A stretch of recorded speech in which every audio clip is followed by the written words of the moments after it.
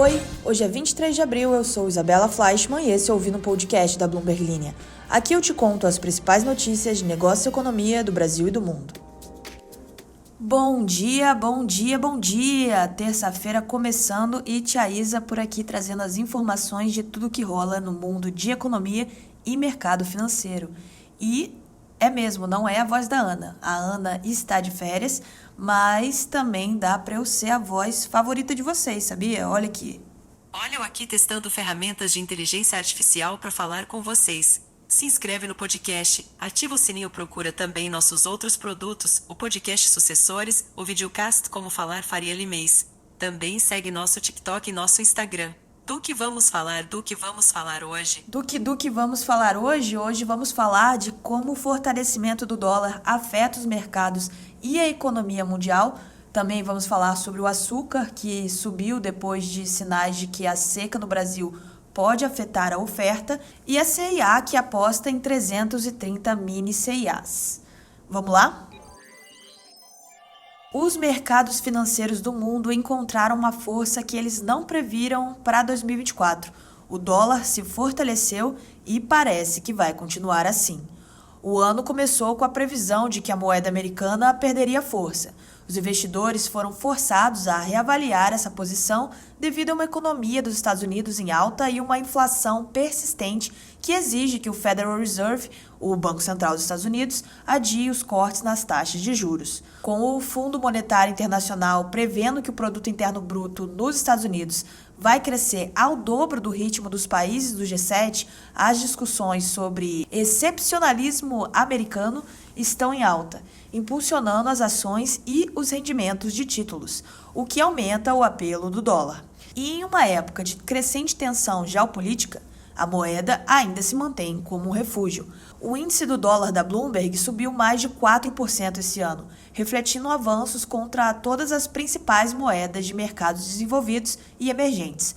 O indicador de sentimento dos traders apontava uma queda no início do ano, mas desde então virou para se tornar o mais otimista desde 2019, segundo dados da Comissão de Negociação de Futuros de Commodities.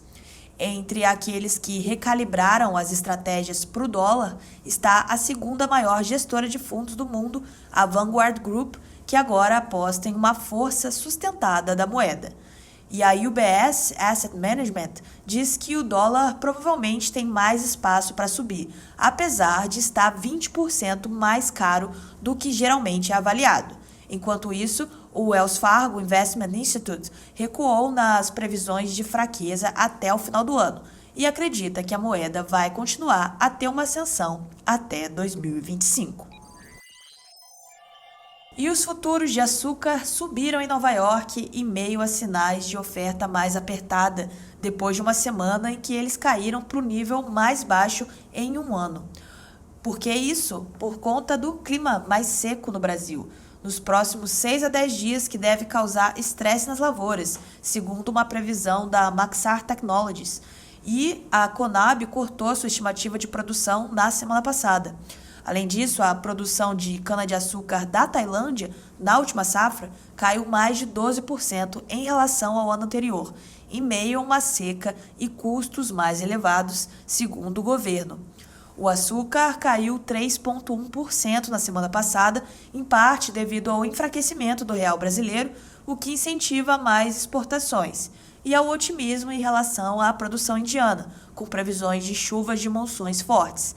Os gestores de recursos assumiram uma posição vendida líquida pela primeira vez desde 2022. Lembrando aqui que uma posição vendida líquida é uma estratégia adotada por investidores que apostam na queda do preço de um ativo financeiro, como no caso aqui os gestores de recursos com os futuros de açúcar. Mas nessa segunda-feira, os preços subiram até 2,2% em Nova York. Os preços começaram a se beneficiar de notícias altistas, depois de um início brutal de abril, segundo o Hightower Report afirmou em nota.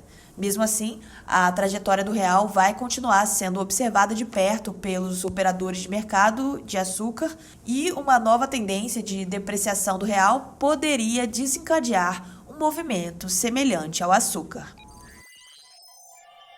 Nos últimos 4 anos, a C&A executou um plano estratégico desenhado na época do IPO, que resultou não só em um aumento de vendas, como na geração de caixa operacional e de margens, como reflexo dos ganhos de eficiência da operação.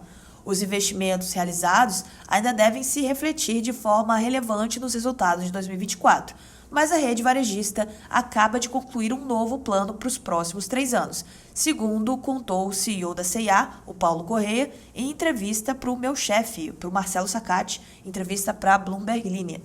No centro da execução dessa estratégia está o Hub de Inteligência Comercial em cima de análise de dados, que já tem sido usado com sucesso, do ponto de vista de resultados, em atividades como desenvolvimento de produtos, planejamento de compra de fornecedores e precificação dinâmica.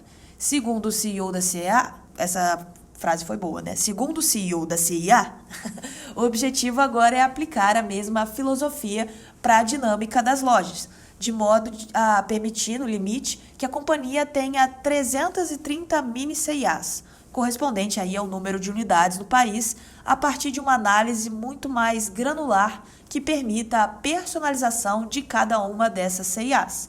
Uma das alavancas desse plano diz respeito a produtos e sortimento, ou seja, as categorias de roupas que são colocadas à venda. O CEO da C&A falou o seguinte: há, por exemplo, categorias que queremos reforçar, como jeans. Com muita análise por trás, vamos definir para quais podemos ampliar o sortimento e o espaço nas lojas. Outra alavanca, o vertical, segundo o executivo, é o aprimoramento da jornada de compra dos consumidores para uma experiência mais fluida, intuitiva e, atenção à palavra, omni. Omni, que quer dizer integrar canais físicos e digitais.